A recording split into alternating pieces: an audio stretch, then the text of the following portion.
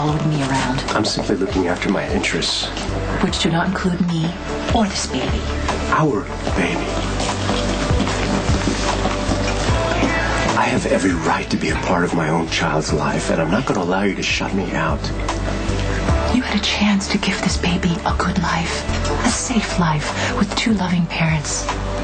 You made other choices. It wasn't that simple, and you know that. Well, it is now. I don't want you near me or this baby. Simple as that. Robert, would you take me to the hospital? Don't bother to follow us.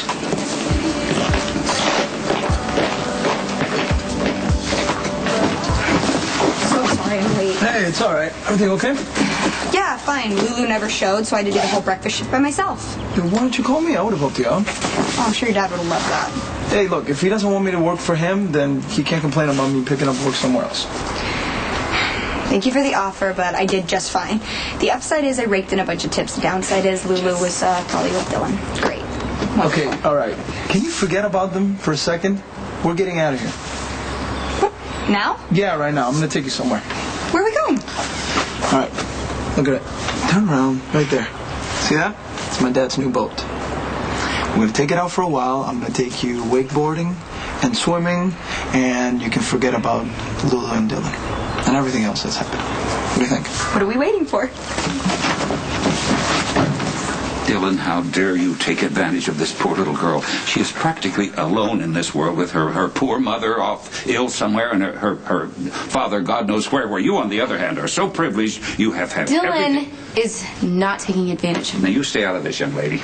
Okay, I happen to like Dylan, and what we do in the boathouse is nobody's business but ours. Oh, you deserve far more than some boathouse romp with some spoiled, overprivileged cad. Now, and hey, this is my business because you are living under my roof, and this unfortunate dalliance will end right now. Okay, you don't have to get all upset about it. Dylan, actually, I am late to work, so would you mind giving me a ride? I would love to. Oh, sorry. Dylan and I have to have a little chat. No, I will drive you myself, my dear, because we haven't finished our conversation. Come on, let's go. Now, I don't know what Dylan has told you, but don't believe a word of it.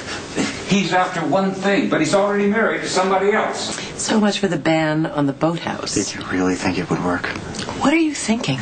Let me count it out for you. I'm thinking that we're not babies, we're not related, we're careful, Lulu's a great person, and I actually want to be with her. Since when?